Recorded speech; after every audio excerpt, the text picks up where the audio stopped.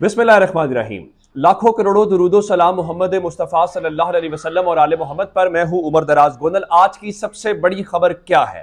सबसे बड़ी खबर यह है कि इमरान खान जो बात करते रहे हैं, जो डर था, जो सारा कुछ पीछे पसे पर्दा, वो जो कहते थे कि हम इलेक्शन नहीं होने देंगे, अगले पौने 2 साल इलेक्शन भूल जाएं, आज उनकी जानिब से पहला काम हो गया है। अब आप कहेंगे वो पहला काम क्या है?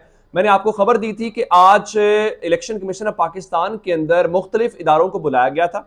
उनको यह कहा गया था कि आप ब्रीफ करें और इंतजामात के हवाले से आगाह करें, जहां पे खुफिया इदारे, बिलखुसूस 3 इदारों के नाम आपके सामने रखूंगा। आप जानते हैं कि पाकिस्तान की सबसे बड़ी खुफिया एजेंसी का नाम ISI है, जो जाहिर बात है जिसके इस वक्त जो सरबराह हैं वो एक फौज के लेफ्टिनेंट जनरल हैं नदीम अंजुम साहब। दूसरे नंबर के ऊपर जो हमारे पास खुफिया एजेंसी आती है वो IB आती है, जिसको हम इंटेलिजेंस ब्यूरो कहते हैं। तीसरे नंबर के ऊपर जो हमारे पास एक इदारा है CTD का, जिसको काउंटर टेररिज्म डिपार्टमेंट या इंसदादे दहशतगर्दी डिपार्टमेंट हम कहते हैं। आज इन तीनों इदारों ने मुतफिका तौर पे, ये हुकूमत के जारी बात है हुकूमत के अंडर काम करते हैं, आज इनको बुलाया गया था कि आप अमनो अमान के हवाले से ब्रीफिंग दें। इब्तदाई तौर पे जो हमारे पास खबर आई वो ये थी कि इलेक्शन कमीशन ऑफ पाकिस्तान ने दोनों सूबों के लिए कुछ इजाफी नफरी जो है वो मंगवाई है। लेकिन मैं आपको इस जो सबसे बड़ी खबर देना चाहता हूं वो ये है कि इन तमाम इदारों ने मुतफिका आज के तरफ था कौन कौन। ISI की जानिब से सेक्टर कमांडर इस्लामाबाद मौजूद थे, सेक्टर कमांडर पंजाब मौजूद थे, सेक्टर कमांडर खैबर पख्तूनख्वा मौजूद थे। जबकि IB की जानिब से joint director Punjab, joint director Khyber Pakhtunkhwa थे। जबकि दूसरी जानिब अगर CTD की बात करें तो DIG CTD पंजाब और DIG खैबर पख्तूनख्वा ने शिरकत की है। अब इन तमाम इदारों ने मुतफिका तौर पे, जो एक्सप्रेस न्यूज की इस वक्त की खबर है, एक्सप्रेस न्यूज ने क्लेम ये किया है कि इन तमाम इदारों ने मुतफिका तौर पे हुकूमत को, इलेक्शन कमीशन ऑफ पाकिस्तान को, ये कहा है कि वो यहां पे इलेक्शन ना करवाएं। और उन्होंने ये कहा है जी, इस वक्त पंजाब और खैबर पख्तूनख्वा असेंबलियों के जो इंतखाबात हैं उसके लिए माहौल साजगार नहीं है। तो पाकिस्तान की खुफिया एजेंसीज ने आज पाकिस्तान के अवाम को हक राय दही इस्तेमाल करने के हवाले से ये तजवीज दे दी है कि फिलहाल इलेक्शन ना करवाया जाए। और इस हवाले से उसकी जो वजह है जी, हमलों का खदशा मौजूद है। इलेक्शन कमीशन ऑफ पाकिस्तान ने एक एलामिया इसके ऊपर जारी किया है, जो मैं आपको पढ़ के सुनाना चाहता हूं, जो उन्होंने आज 10 मार्च को जारी किया है। उन्होंने कहा है जी, आज इलेक्शन कमीशन का अहम इजलास हुआ, जिसकी सदारत जनाब Sikandar Sultan Raja chief election commissioner ने की।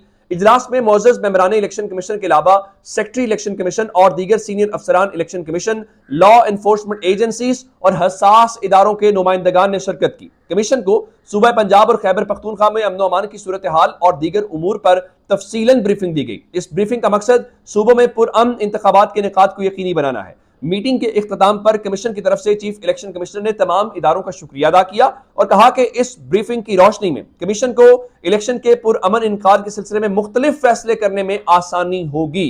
कहने का मतलब यह है कि इलेक्शन कमीशन ऑफ पाकिस्तान को जो आज ब्रीफिंग दी गई है, जिसमें कहा गया ये इलेक्शन सिलेक्शन ना कराएं, अब उन इदारों की जानिब से उसके ऊपर इलेक्शन कमीशन आइंदा हफ्ते फैसला करेगा। बतौर पाकिस्तानी, बतौर एक सहाफी, एक सवाल है कि क्या पाकिस्तान में आज अमनो अमान की सूरत हाल 2013 से भी खराब है? तो इस सवाल का जवाब मेरे ख्याल से नहीं। अल्लाह का शुक्र यह है कि पाकिस्तान में अमनो अमान की सूरत हाल बिल्कुल मामूल के ऊपर है। मामूल में इस तरह से हम पैमाना रखते हैं, अगर पाकिस्तान में इंटरनेशनल क्रिकेटर्स आके खेल सकते हैं, अभी आप जानते हैं कि पाकिस्तान के अंदर पाकिस्तान सुपर लीग चल रही है, उससे आप अंदाजा लगा सकते हैं।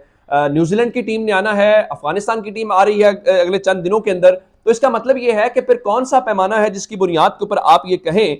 इसका मतलब है आप ये मान रहे हैं कि पाकिस्तान में अमनो अमान ठीक नहीं है, तो पाकिस्तान में फॉरेन इन्वेस्टमेंट कौन करेगा, पाकिस्तान के ऊपर एतबार कौन करेगा? और आप जो कहते आए हैं अब तक कि हम दहशतगर्दों के हमने कमरे तोड़ दी हैं, अब उसका हम क्या जवाब दें कौम को कि क्या वाकईतन हम अपनी कौम से अभी तक उस जंग को हम जीत नहीं पाए?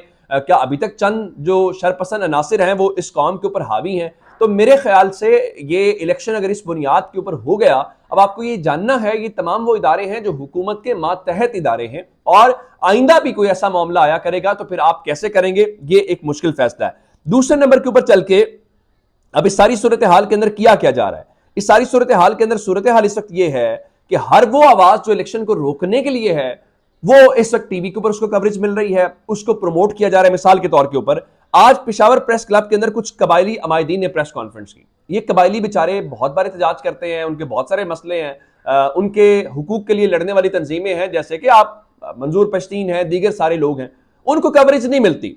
लेकिन कबायली अमायदीन ने कहा है कि जी अगर मर्दमशुमारी के अलावा इलेक्शन हुआ तो ये हमारे साथ बड़ा जुल्म होगा, अगर हमारी आवाज सुनी ना गई तो हम सुप्रीम कोर्ट और इलेक्शन कमीशन के सामने एहतजाज करेंगे। कहने का मतलब यह है कि आप इलेक्शन ना करवाएं। जो हुकूमत मौके पर इख्तियार कर रही है कि जी वो पहले नोटिफाई हो जाए अगर 30 मार्च तक या 31 मार्च तक, तो उसके बाद फिर नए, यानी ये पूरे का पूरा नैरेटिव हम टीवी में सुनते हैं, ये कोई नई बातें नहीं है। अच्छा, कमाल बात यह है कि उन कबायली अमायदीन को आज टीवी के ऊपर भरपूर कवरेज मिली है। तमाम टीवी चैनल्स ने उनको बिला रोक टोक दिखाया है। कौन दिखवा रहा है? कौन है जो इमरान खान की तकरीर टीवी पे नहीं चलने देता? और कबायली अमायदीन जिनको शायद वो बड़े मौजूद होंगे तो उनको कवरेज मिल गई है। अच्छा, आगे चलते हैं। अब सूरत हाल यह है कि इमरान खान का डर इतना ज्यादा है कि आज नून लीग ने बाज़ाब्ता तौर पे इलेक्शन कमीशन में एक दरखास्त दायर की है। उसमें यह कहा गया है कि पाकिस्तान तहरीक इंसाफ एक फॉरेन फंडेड पार्टी है, इसका इंतखाबी निशान खत्म किया जाए। यानी इतना डर है कि बल्ले के निशान के ऊपर अगर इलेक्शन हुआ तो पाकिस्तान तहरीक इंसाफ करेगी क्लीन स्वीप, और इसलिए इस हवाले से तो उस क्लीन स्वीप को लेके जनाब हम इस रास्ते को रोकना चाहते हैं। अब दो चीजें और हैं बड़ी इंपॉर्टेंट जो आपके सामने रखनी है। चूंकि इलेक्शन कौन करवा रहा है? इलेक्शन करवा रही है अदलिया, सुप्रीम कोर्ट करवा रही है, और ये जो बेंच है उस बेंच के फैसले को रोकना कैसे, ये सबके बस की, इससे बड़ा मुश्किल सा काम लग रहा है। अब उसमें क्या हो सकता है? उसमें हो ये सकता है कि सुप्रीम कोर्ट में फूट डलवाई जाए, सुप्रीम कोर्ट को प्रेशराइज किया जाए। अब इस सिलसिले में जस्टिस मुज़ाहिर अली अकबर नकवी जो हैं वो टारगेट हैं।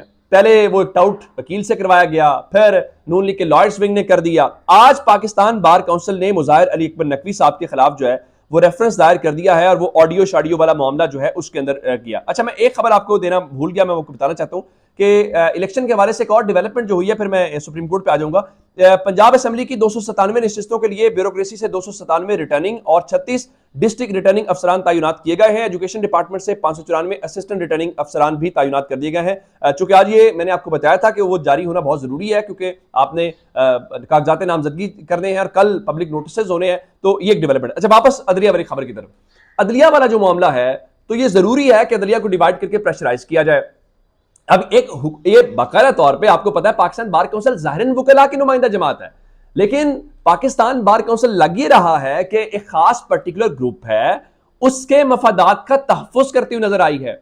जो हमने देखा कि जस्टिस काजी फाइज ईसा के मामले के ऊपर तो मौक़िफ़ मुख्तलिफ है, जस्टिस मुज़ाहिर अली अकबर नकवी के ऊपर आपका मौक़िफ़ किस तरह से किसी के सपोर्टिव हो सकता है, ये एक अलग मामला है। अब हुकूमत की जानिब से तहरीक इंसाफ कह रही है कि अदलिया के खिलाफ एक मुनज़्ज़म मुहिम चलाई जा रही है। आज आज़म नज़ीर तारड़ कह रहे थे जी सुप्रीम कोर्ट को अपनी सफ़े दुरुस्त करने की जरूरत है, खुद एहतसाबी की जरूरत है। तो सॉरी, तो पाकिस्तान तहरीक इंसाफ ने अदलिया बचाओ तहरीक चलाने का फैसला कर लिया कि ठीक है, अगर हुकूमत प्रेशराइज करना चाहती है, दबाव डालना चाहती है, तो फिर ठीक है, उसके मुकाबले में एक तहरीक चलाते हैं। और इस सिलसिले में खबर यह है कि अदलिया बचाओ तहरीक के हवाले से पाकिस्तान की तमाम बार्स के सदूर और वुकला से राब्तों का फैसला कर लिया गया है, ताकि उनको एतमाद में लिया जाए और उनको बताया जाए भाई ये मसला है, इस मसले में अब कैसे उससे निपटना है। अब ये हो गया दूसरा मामला जो मैंने आपके सामने रखा है अदलिया के हवाले से जो मुहिम चल रही है। अब तीसरे नंबर के ऊपर चल के एक और जो इंपॉर्टेंट खबर मेरे पास है, आप जानते हैं कि इमरान खान की जो इस पूरे सिस्टम में सबसे मजबूत स्टेक है वो सदर पाकिस्तान डॉक्टर आरिफ अलवी हैं। चूंकि आपने देखा कि डॉक्टर आरिफ अलवी मौजूद थे, इलेक्शन की तारीख भी हो गई, सुप्रीम कोर्ट ने उसको इंडोर्स भी कर दिया, फिर कहा कि आप इलेक्शन की तारीख दें, उन्होंने इलेक्शन की तारीख दे दी। अब खैबर पख्तूनख्वा में काम नहीं हो पा रहा, तो अब आरिफ अलवी को हटाना बहुत जरूरी है, और आरिफ अलवी की वजह से हुकूमत को बड़ी मुश्किलात का सामना करना पड़ता है। कभी वो ऑर्डिनेंस नहीं मानते, तो अब उनको हटाना बहुत जरूरी है। अब जरा खबर सुन लीजिए। सुप्रीम कोर्ट में सदर मुमलिकत डॉक्टर आरिफ अलवी की नाअहली की जो दरखास्त एक दायर की गई थी उसको समाअत के लिए मुकर्रर कर दिया गया है, और जस्टिस एजाजुल एहसन की सरबराही में जो एक बेंच है जिसमें जस्टिस मोहम्मद अली मजहर हैं और जस्टिस आयशा मलिक साहिबा इस बेंच का हिस्सा हैं, उसको समाअत के लिए मुकर्रर करते हुए 16 मार्च की तारीख मुकर्रर कर दी गई है। यानी सदर मुमलिकत के हवाले से अब होगा। सवाल यह पैदा होता है कि अमली तौर पर तो यह दरखास्त दायर ही नहीं होनी चाहिए थी और इस दरखास्त को समाअत के लिए मुकर्रर ही नहीं होना चाहिए था, लेकिन अब चूंकि ये सारे के सारे आप रास्ते सिस्टम में से बंद कर रहे हैं, और इमरान खान ने कल जो बात की थी 2-3 BBC वाली गुफ्तगू के अंदर इंपॉर्टेंट थी। एक तो चूंकि सदर मुमलिकत आए थे, उन्होंने कहा था कि मुझे ये कहा गया है कि अगर इस्टेब्लिशमेंट आपसे बात करे तो आप बात करेंगे, पहली बात।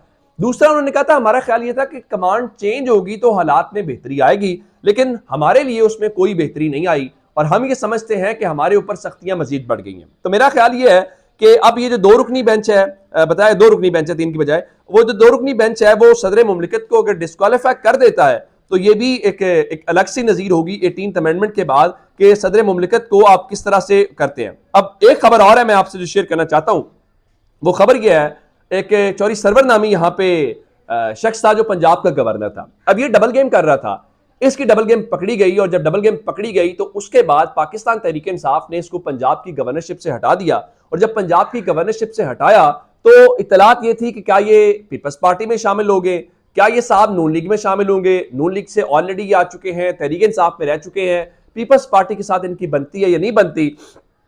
तो मालूम ये पड़ा कि ये जाते कहां पे। अब खबर इस वक्त ये आ रही है कि चौरी शुजात हुसैन की जो जमात है उसके अंदर वो जा रहे हैं जी काफ लीग के अंदर। गो के चौरी शुजात हुसैन की जो सदारत का फैसला है उसको चौरी वजात हुसैन ने चैलेंज कर दिया हुआ है, लेकिन खबर यह है कि चौरी सरवर साहब जो हैं वो अब काफ लीग के अंदर शामिल हो रहे हैं और खबर यह है कि शायद उनको वहां पे सदर के तौर पे काफ लीग में देखा जाएगा। तो मेरा ख्याल है चौरी शुजात हुसैन ने ये इमरान खान से बदला लिया कि आपने परवेज इलाही को पंजाब तहरीक इंसाफ के अंदर सदर बनाया है, तो हम जनाब अली फिर आपके चौरी सरवर जिनको आपने निकाल दिया हुआ है उनको काफ लीग का सदर बना लेते हैं। तो चले, अगर इस तरह से बैलेंस हो जाता है, अगर इस तरह से चीजें नॉर्मल हो जाती हैं तो ये भी अच्छी बात है। सियासत तो फिर इस तरह से चलती है। अपना बहुत सारा ख्याल रखिएगा। मुझे इजाजत दीजिए। खुदा हाफिज।